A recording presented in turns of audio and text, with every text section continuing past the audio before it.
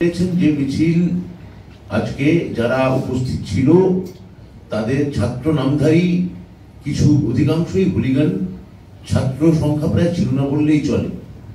আজকে বিভিন্ন স্কুলে পরীক্ষা, ইউজিসি নেট পরীক্ষা, সেগুলোকে সম্পূর্ণভাবে অগ্রাহ্য করে, সেগুলোকে কোনোভাবে তোয়াক্কা না করে এইরকম একটা মানে হটকারী, নৈরাজ্য সৃষ্টিকারী এবং অরাজকতা সৃষ্টি করতে যাওয়া গোটা রাজ্য জুড়ে, গোটা ভারতবর্ষ যেখানে আমরা সবাই বিচার চাইছেন, সেই বিচার না চেয়ে ওরা আজকে মৃতদেহ চাইতে গেলেন। ওরা বিচারের পরিবর্তে ওরা লাশের সন্ধানে বেরিয়ে পড়লেন। যে পুলিশকে প্ররোচনা দিলেন, আপনারা দেখেছেন পুলিশের আমাদের আইসির মাথা ফেটেছে, রক্তাক্ত হয়েছেন, বারবার প্ররোচনা দিয়েছেন, ওইখানে ব্যারিকেড ভেঙেছেন, সম্পূর্ণ এসে নবান্ন দরজায় যে ব্যারিকেড করা হয়েছে তাতে উন্মত্তের মতো বারবার লাথি মারা হয়েছে। পুলিশ কিন্তু তা সত্ত্বেও যেভাবে মাথা ঠান্ডা রেখে যেভাবে পুরো বিষয়টা এই নৈরাজ্য, এই হটকারী আন্দোলনকে তারা আটকেছেন, এবং আমরা ভেবেছিলাম কোনো একটা মিছিল হয়তো সিজিও কমপ্লেক্সের দিকে যাবে, কেননা আমরা এখন সিবিআই এর দিকে তাকিয়েছি। আমরা অধীর আগ্রহ অপেক্ষা করছি যে আরো অনেক বিচারের মধ্যে সিবিআই নিশ্চয়ই এটা রবীন্দ্রনাথের নোবেল পুরস্কার মানে উদ্ধারের মতো এটা ঘটনা ঘটবে না, একটা সঠিক জিনিস ঘটবে।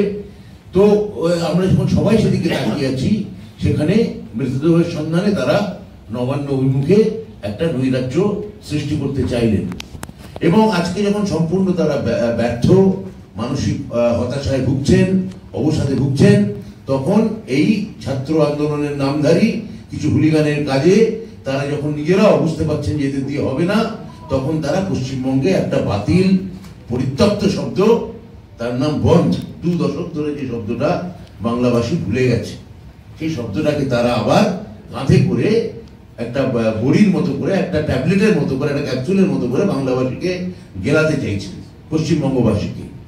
আমি পশ্চিমবঙ্গবাসীর কাছে অনুরোধ করব, এই পরিত্যক্ত শব্দ বন্ধ, যা আর আর আর আর এই বাংলায় কোনোভাবেই কর্মসংস্কৃতির জোয়ারে, উন্নয়নের জোয়ারে যা পশ্চিমবঙ্গবাসী ভুলে গেছে, তা সেটা নতুন করে সেখানে পা দেবেন না। আমরা কালকে সমস্ত জনজীবন সচল রাখবো।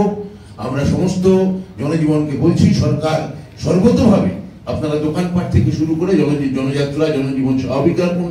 সরকার সর্বতভাবে আপনাদের পাশে আছে, আপনাদের সঙ্গে আছে, এবং তার থেকেও বড় কথা, যে যে যে কর্মসূচির কথা চন্দ্রিমাদি বলছিলেন, আপনারা জানেন কাল 28 আগস্ট কাল তৃণমূল ছাত্র পরিষদের একটি বৃহৎ বাৎসরিক সমাবেশ আছে, এবং সেই বাৎসরিক যে প্রতিষ্ঠা দিবস, সেই উপলক্ষে রাজ্যের বিভিন্ন প্রান্ত থেকে, বিভিন্ন কোণ থেকে হাজার হাজার, লক্ষ লক্ষ ছাত্র ইতিমধ্যেই এসছেন।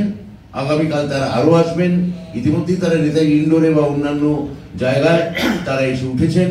বিভিন্ন এই কলকাতাতে তারা ইতিমধ্যে পা রেখেছেন, বিভিন্ন স্টেশন আমাদের ছাত্ররা ঘুরে গেছেন। এই সময় কালকের এই বন্ধ ডাকা, আমরা মনে করছি এর পেছনে একটা গভীর অভিসন্ধি আছে, প্ররোচনা আছেন। ওই আমাদের সমাবেশ থেকে আমাদের শীর্ষ নেতৃত্ব বার্তা রাখবেন, সেই বার্তা যাতে না দিতে দেওয়া হয়, তার জন্য এটাও একটা প্ররোচনামূলক, একটা অভিসন্ধিমূলক তাদের ষড়যন্ত্র। এবং আমরা পশ্চিমবঙ্গবাসীকে, গণদেবতাকে বলবো যে এই ধরনের প্ররোচনায় আপনারা পা দেবেন না। কাল আপনারা বরং আমাদের অনুষ্ঠান শুনুন।